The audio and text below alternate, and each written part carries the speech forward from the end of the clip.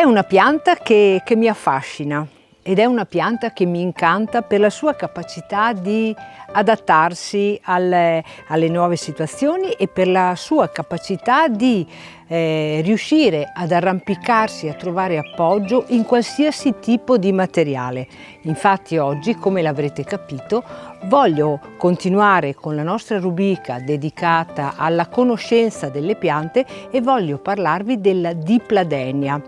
Se voi notate, passeggiando, andando in giro con l'auto,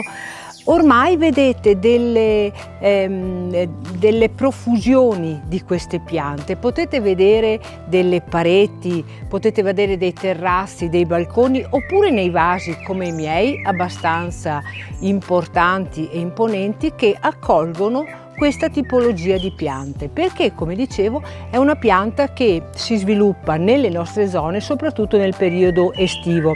Infatti è una pianta che è arrivata in Europa attorno al 1800 ed è una pianta che arriva dall'America del Sud ed è stata importata da un diplomatico britannico che durante i suoi viaggi, lui era appassionato appunto di botanica e di piante, spostava le piante.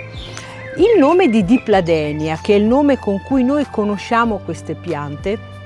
in realtà è un nome solamente storico, perché in realtà questa tipologia di pianta appartiene alla specie della Mandeville e ormai il nome di Dipladenia è solamente un nome storico, perché in realtà la parte botanica la definisce ancora Mandeville. Ma Mandevilla in realtà è il nome della specie che è arrivata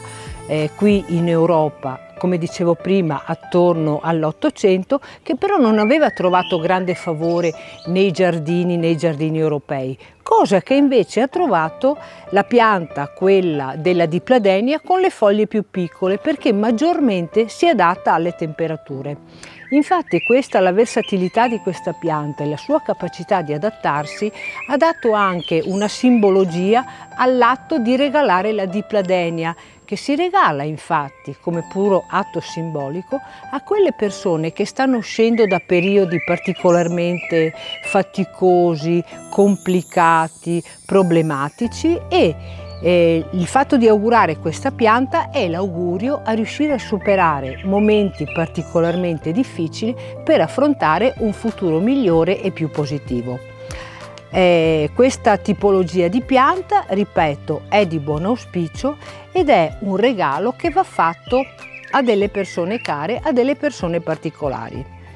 Altre curiosità si possono conoscere legate a questa tipologia di pianta, però queste io le chiederei a voi e se volete le potete scrivere nei commenti qua sotto.